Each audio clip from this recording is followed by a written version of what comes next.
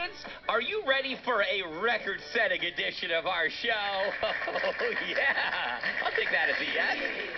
That's right. You all are familiar with the Guinness Book of World Records, correct? You know, it's that big book that's got all the records in it from, you know, yesteryear and current day of amazing feats people have set there.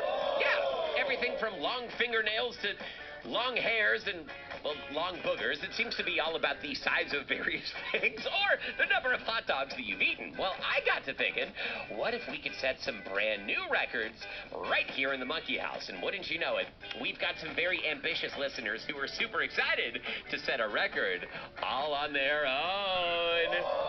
Let's meet our next record setter right now and see what they've got in mind.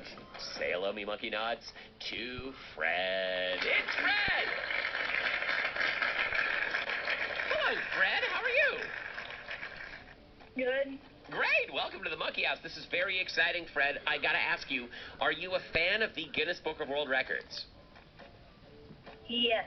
You are? Okay. Are there any world records that you've seen that stand out to you before? Like, are there ones where you're like, I can't believe they did that? I've got a whole list here of ones I've been going through. Any that you remember? Not right now. I've got one right here. I mean, this is pretty cool. Alan Gans has the record for the world's longest career as an ice cream man. He sold ice cream for 67 straight years. That's a pretty good one, isn't it? Yeah. Yeah, I mean, look, I know there are a lot of job options out there, but being an ice cream man for 67 years, I mean, that's a pretty sweet job. All right, Fred, I'm so excited to find out about the world record you want to set. Tell us about it. What do you have in mind here? To lasso 100 cows in under an hour. So you said to lasso 100 cows in under an hour. Wow. Wait, first of all, I didn't know that you could lasso cows. Is that what people lasso when they've got a lasso? Yes. Oh, okay. I guess I've only seen lassos used in, like, Warner Brothers cartoons, where it's like the coyotes trying to lasso the Roadrunner. I've never actually seen one used for its actual intended use. Okay, so you can lasso a cow, and you think you can lasso 100 cows in 1 hour? How? How will you do it, Fred? So I would have 100 lassos on my side and 100 cows roaming around. And each one would lasso it and take the lasso and tie it to the fence and go on to the next one.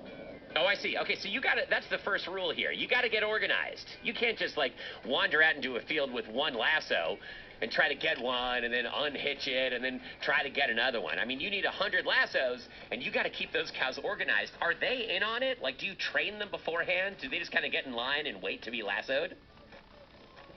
No. They're like untrained. Okay, because that would sort of be cheating, I think. Like, if you spent a few hours training the cows, like, all right, I'm going to walk up to you, and I'm going to take the lasso, and then I'm going to put it around your head. And then, you know, you teach each one that lesson. You could probably do that 100 cows in like a minute, don't you think, if they were trained? Yeah. Yeah, so these have to be wild cows. How hard is it to lasso a cow? Have you ever done it before, Fred? I have. You have? And Wait, it's pretty hard. Wait, how have you lassoed a cow? Why were you lassoing cows? Tell us this story. Because we have 3 cows in our backyard, and I have a lasso, and I was bored, so I was trying to lasso one. And it was our baby. Oh, man. Wow, I never thought about that. Like, what you would do if you had cows and you were bored. I mean, I guess I would have tried to ride them. Have you ever tried riding a cow before? Is that possible? We don't have a saddle. Okay, so you need a special cow saddle to do that.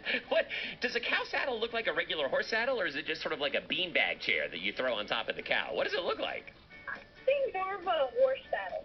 Oh, horse saddle. Okay, well, I guess that makes sense. All right, so if you're killing time in the backyard, you're bored, those cows are just out there chewing their cud, they're not doing anything. One thing leads to another, and you lasso a cow, and you realize, wait a minute, I could get really good at this. So have you practiced a lot, Fred? Like, would you say that you're an expert already at this? Yeah. I'm not an expert, but I do it a lot. Amazing. And once you've lassoed a cow, what's the next step? What do you do next? Once, like, do you water ski behind it? Like, do you tie it to a tree and I don't know. Well, what do you do with a cow once you lasso it? So what you do is, once it's on, you let it you let it stay calm and take it off. You go walk up to it and take it off. Oh, okay, great. And then do you just give it like a little kiss on the cheek and say thank you? Like, oh, thank you very much.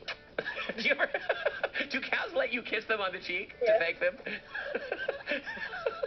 I don't know why that occurred to me, but I think it would be sort of a tender moment with you and the cow, wouldn't it? Yeah, I've Maybe. tried it. Oh, wait, you have tried it? I haven't.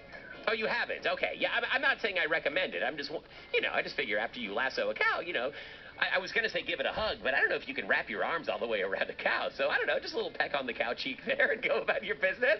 Audience, give it up for Fred in Florida, who's going to be a cow lasso record holder. Oh, very exciting. And to all of Fred's cows, thank you in advance for your service. And if you need training, I mean, I can train you how to be lassoed in like 2 seconds flat. It's just stand there. That's pretty much it.